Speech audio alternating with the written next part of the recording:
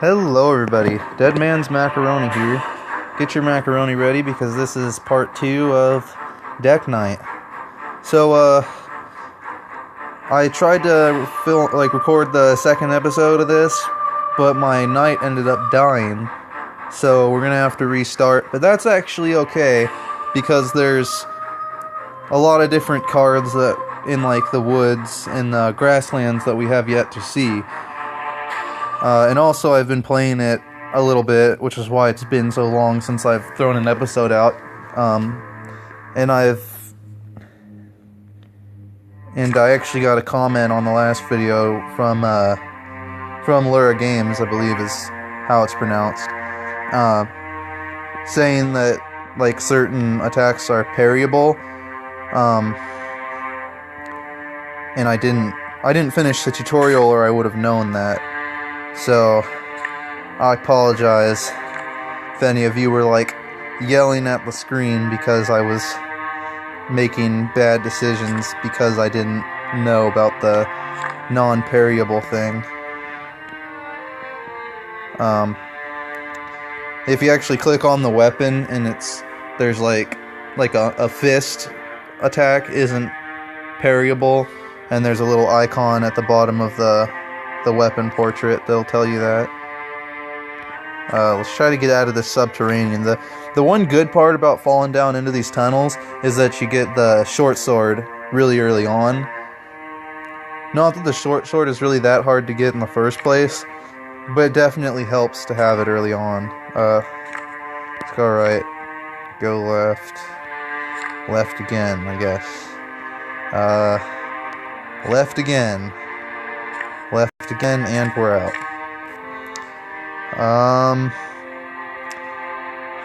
I'm gonna go with the west sword. Nothing. As you grip the sword, you feel it disappear in your hands. Everything around you starts changing. You close your eyes, and when you open them, the swords are gone.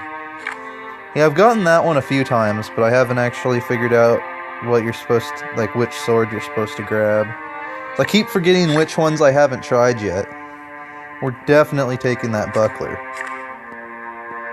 In the dead of the night, you hear strange noises coming from the distance ahead. They sound like the grunts of a wild animal, but you cannot be sure. Sure, we'll follow them. Alright, goblin. Let's start with a parry. Alright, good. That went well. You know, I'm just gonna wait, because he can't really... All he could do was block there. Block or evade. Which, does the evasion do... No, the evasion for this can't hit. It looks like it's just an evasion. Huh. Anyway. Oh, he's parrying. You know, this battle is going extremely well. Hopefully there's a decent reward for it. Oh, crap. Guess we'll wait again. Well, he's dead if I can get through his parry, so... Yeah, which we did. Oh, the mausoleum, I found, always has a leather armor in it. So when you see that, definitely go in there. Because it's definitely worth it. Yeah, well... That's nice and pointless. There's definitely... I know you can encounter an enemy with those mounds if you go a certain direction, or you can get an item like we just did. It's just a wolf. Shouldn't be too hard to kill. Dodge. Actually, here, let's see. So the bite isn't parryable. Neither is the claw, so pretty much all you want to do against the wolves is just... attack and don't stop attacking because you can't really block, or at least you can't parry. Let's just examine the body.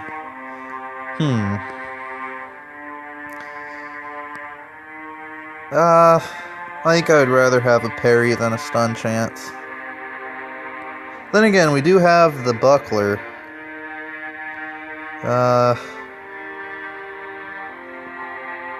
You know what, I am going to take the club, actually. Hopefully I don't regret that.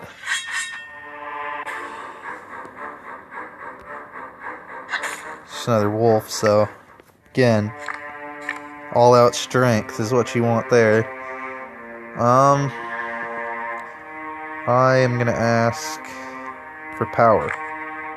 Oh, strength. Okay, this is actually a pretty good spell.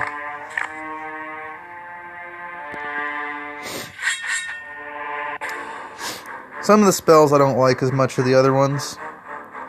Strength is a good one. Magic Missile is another good one.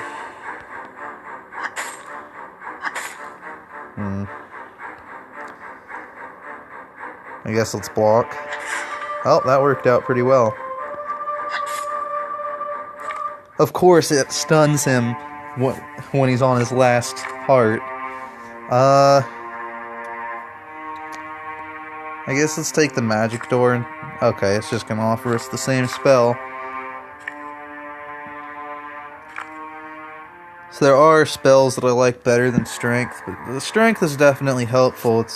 It's just more of the question of, do you want to give up one turn to get, like, just to guarantee you more powerful attacks? Or just go with, leave it up to chance and try to get heavy hits. Yeah, I guess let's do it. It's just a wolf. Shouldn't be a problem. Yeah, I would use strength against these guys, but I mean, they only have 2 hearts. And that's the most damage we can do anyway, so if he would stop freaking avoiding it, like, yeah, screw it, now I'm gonna do it. That way if I hit him, he's dead. Are you kidding me? If we could stun him with the shield, that'd be perfect. Never mind, he's down. Okay. Blue mushroom. Actually, yeah. Yeah, the blue mushrooms are good. You eat the mushroom and savor the good taste and flavor. Indeed, your wounds are healed very quickly. You feel younger and stronger than you have in your whole life. Excellent. While walking through the forest, you hear an unusual and catchy music being played by a flute. It's coming from nearby. No, I'm not going to do that. Find a dark silhouette standing before you. It appears to be an elf garbed in a hooded cloak. He makes a gesture with his hand telling you to come closer. There's one thing I've learned from practicing over these past couple weeks. It's that you can't trust elves.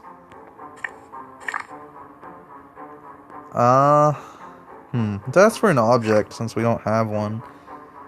That will be great if we come across an elf. Sure. He wants us to... I am very hungry, the creature says, touching his belly, and my food is the fruit that grows at the top of this tree. I've tried to climb up there, but I am too weak to reach it. Okay. That did 2 hearts. Surface of the tree is very slippery. Finally, you lose your footing and take a bad fall. The creature watches you with glee. Did you catch them, knight? I'll try again. After slipping several times on the tree's mossy branches, you climb to its upper reaches where you find some red fruits. You collect them easily. It's time to go back down. Managed to climb down the tree without falling. Once on the ground, you notice the creature standing there watching you with a big grin on his face. Did you catch them, knight? He says, smirking at you. I'm gonna ask him for a freaking reward.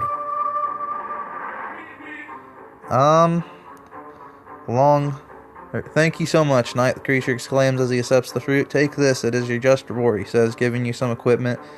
The creature then turns and leaves. So it's like, I lose my stun chance, but I'd gain the ability to dodge. You know what? I am actually going to take this. Let's examine the body. Nah. Sure, we'll search for the voice. You search through the tree line until you discover that the creature is in front of you, camouflaged among some branches. What brings you here, knight? He says in a hushed tone. The dark castle. The creature stands upright and sings a haunting song. The dark knight leads his way, at the mountains. The dark castle awaits. Then he fades away between the tree branches. Not really sure what to make of that. You find a pond of green-colored water. It does not seem to be clean, but a light mystical aura surrounds this place. You feel like taking a gulp of the water could be a good idea. Sure. You drink the strange green liquid with fear, but to your surprise it tastes like clean and clear water. As soon as you drink it, your wounds are quickly healed. How pointless. We were already full on health. Unless it gave us an extra heart. Which it might have. Wasn't watching my health bar. I know there's stuff that can give you an extra heart. You find a ghoul peering into a hollow tree as if it were looking for something. It does not see you yet, so you could just ignore it. But what's the fun in that? Is the club parryable? Oh, it actually isn't. So, I guess against this ghoul, there's nothing we can really do. Or there's nothing that we can parry. I actually don't even have a parry. So it doesn't matter. I'm gonna take the stun, like this opportunity to strengthen myself. Then we'll go for an attack. He's gonna go for an evasion though. We'll raise our shield then. Didn't stun him. Unfortunately. We'll go for a dodge, I think. Surprised that worked out. I'm always careful about doing the dodges. Like, I definitely prefer just to block, but I'm not sure if it... Yeah, the block has a higher chance of blocking than we do if we evade. So, we'll block. But I don't like to just do the same thing every turn, you know? I guess we can evade. Gotta take a risk sometimes. Finally! He's not going to keep evading. Oh, damn. At least it didn't stun us. Are you serious? Oh, good, we stunned him. So pretty much he's dead. Yeah, I'm gonna stick with the anti-magic potion, just because if we run into an elf, it could really help. Let's talk with her. Find a clearing where a big blue stone lays on the floor. There's a mysterious woman here. She appears to be a witch preparing for some kind of ritual by dancing and singing. We'll talk with her. The witch sees you approaching, but then ignores you and continues with your ritual. When you are closer, she makes a gesture to indicate you should wait and keep silent. Okay, we'll wait. The woman looks to you with a smile and says, "Thank you, knight. You don't look like a friend of the elves. Take this. I don't need any more, and please, let me finish my ritual." Well, we don't really need it, but I see no reason to kill her, so I'm just going to move on. Discover a campsite where bonfire and abandoned... You discover a campsite with a bonfire and an abandoned tent. There does not seem to be anyone here, but you cannot know for sure. All of this must belong to someone. I'm not going to bother. Stand at the edge of the forest where the trees give way to Superior Lake. From here, your path follows the lake's coastline until you arrive at the mountains. Alright.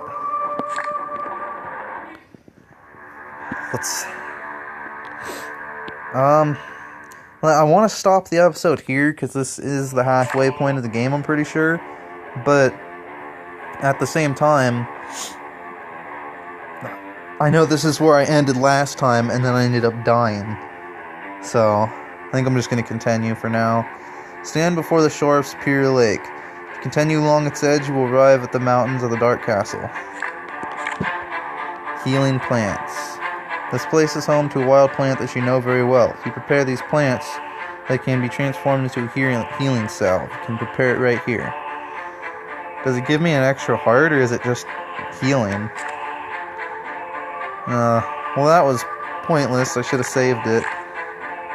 Well, I don't know about saving it, but I'm not sure exactly how that works, because it seems like every time a couple of cards from the previous deck are put into the next deck, but I'm not sure if it's only the ones, like, if it picks a couple that you chose not to do, to just continue past, or if it just picks a few random ones. Close to the lake shore, find a small figure searching through the clothes of a humanoid corpse. It is an elf robbing what remains of the dead creature.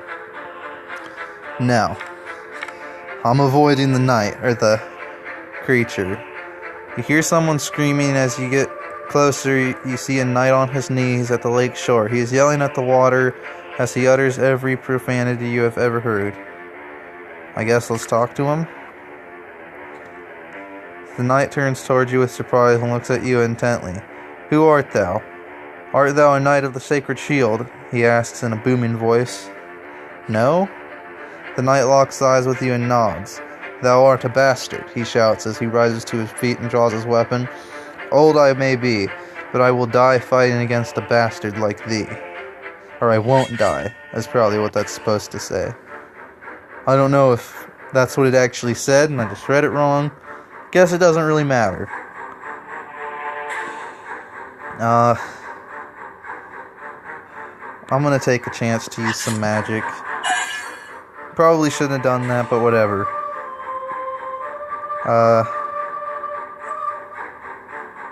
I want to say let's block, but I think I'm gonna go for an evasion. Failed. I guess now let's block. Oh, nice, we stunned him. Definitely taking advantage of that. Holy crap, he's almost dead?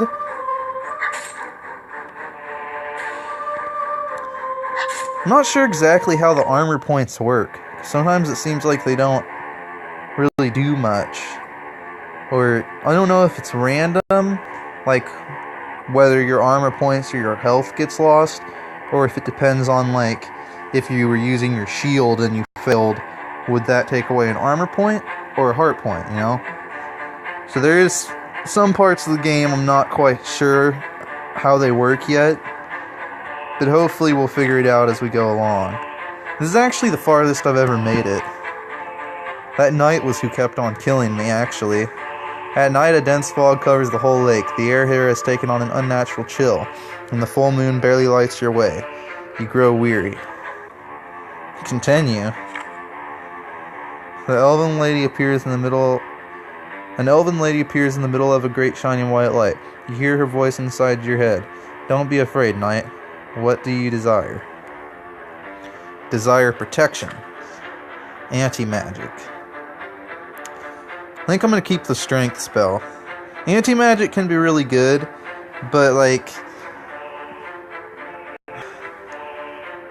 say like the enemy is using a strength spell. I'm not sure if it protects you from the extra damage that the strength spell gives them, or if it only protects you against spells that attack you directly instead of buff the enemy then makes them stronger, if that makes sense. Anyway, I think we're going to go ahead and stop here at this bonfire. So thank you all for watching, and next time hopefully we'll stay alive and make it to the Dark Castle. See you guys then.